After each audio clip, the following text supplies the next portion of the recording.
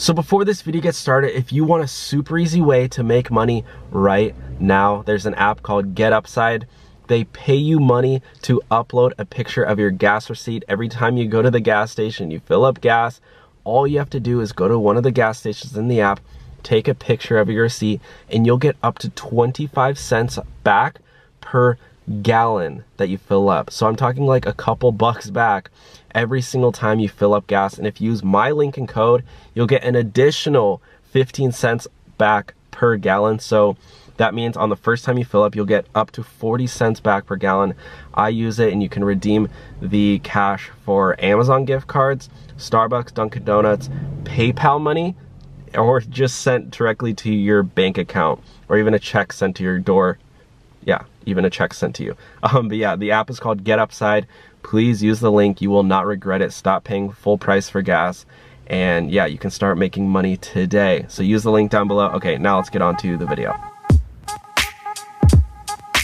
Hey everyone, how's it going? Welcome back to the Rideshare Hub. My name's Dylan. Thank you so much for coming by. So today I wanted to update everybody on the Eidl. A lot of Uber drivers, Lyft drivers, gig workers, independent contractors, small business owners have received or are about to receive their Eidl, which stands for the Economic Injury Disaster Loan by the SBA, which stands for the Small Business Administration. I received both the Eidl grant and an offer for the Eidl loan, the loan. So I'm gonna talk and differentiate between the two, which part of the loan you don't need to pay back and which part of the loan you do need to pay back. So, and also what can you use the Eidl funds for? Keep in mind, I am not a CPA. I'm not a public accountant, certified public accountant. I'm not a tax expert. I'm not a legal expert. I am a guy on YouTube sitting in his car talking about his own experience. So I'm going to be talking about my loan, what I'm able to use it for, what I need to pay back, what I don't need to pay back, if that makes sense. And then you know, basically listening into me. So without further ado, let me sync up my phone here and talk about my loan. So first of all, I did just want to share this. Well, maybe I can just go into my bank account and show you guys the loan that I did receive. Because it did just go directly into my bank account, the funds. And this was $1,000 that I do not need to pay back. So here we go. This is the grant that I got. It's a $1,000 deposit that I got into my bank account. Awesome, right? Cool. Now let's talk about my Eidl. What is it? Somebody asked me.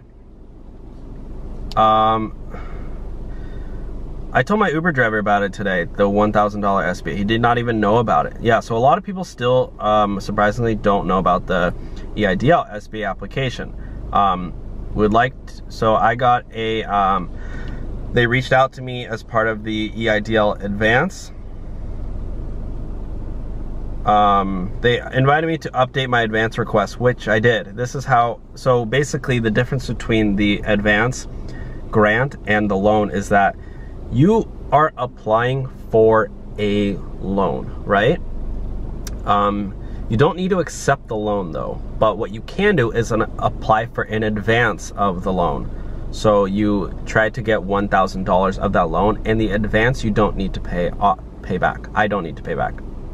Language though. So with that being said, I don't know why it is, but you can take $1,000 of that loan and you don't need to pay it back. The full loan amount though, if you do get a loan on top of the advance, you'd have to pay back. So let's get into that. Yeah, let's get into that service now. So here we go. Let me get into my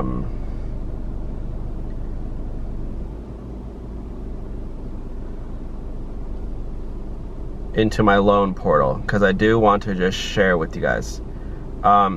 So this is the application for the loan. And guys, if you want to apply, just go to COVID-19 relief SBA. Just type that in on Google. So I want to share with you guys the terms of the loan, just to keep in mind, because a lot of drivers don't know that you even have to, A lot of drivers aren't even aware that you have to pay back the loan. They think that the full thing is a grant, which is simply not true at all. You need to make sure you review all this stuff. So I'm eligible for $44,000, $44,100. So look at this here, guys. A lot of people actually too don't know what interest rate means, which is really sad, but they actually don't even teach that in high school. So if you don't go to college, and even in college, they don't even really teach you interest rate, which is crazy. Unless you're taking finance courses. But if you're at a liberal arts college and you're taking art history, they're not going to teach you about interest rate. Regardless, this loan, if I request a $44,000 loan, I need to pay that back over the course of 30 years at a 3.75% interest rate. Do I want to pay back this loan at a 3.75% interest rate? No, I don't. Why? Because I don't want to pay interest. And I don't need the money. If it was a 0% interest rate, sure, I'll take the money, whatever. Repayments start 12 months after closing. So you don't even need to pay it back, I believe. Repayment. After 12 months. So I guess you get a year of not having to pay anything. Selecting a loan amount does not mean that your loan has been approved, blah, blah, blah. I wish it said what you can actually use it for, because I know there are specific things you have to use the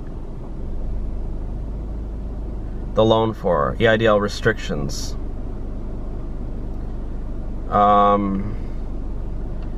Eidl restrictions around collateral, business structure, and use of funds. Yeah, use of funds.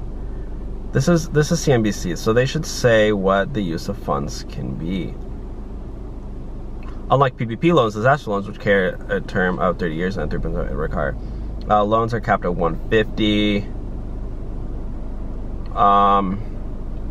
Here we go. Eidl funds can only be used as working capital related to economic injury after January 31st. They can't be used as capital for physical improvements. For example,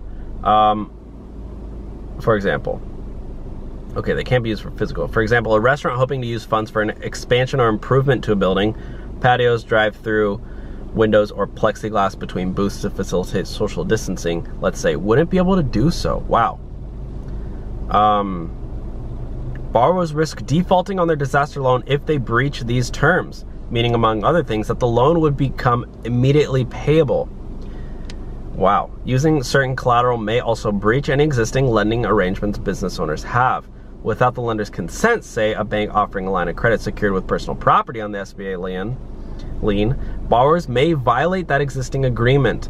Guys, if you're accepting this loan, I hope you are doing tons of research on what you can actually use the funds for, because if you don't use the funds for, you know, these things, you're going to end up having to pay the loan back immediately. And that's not fun at all.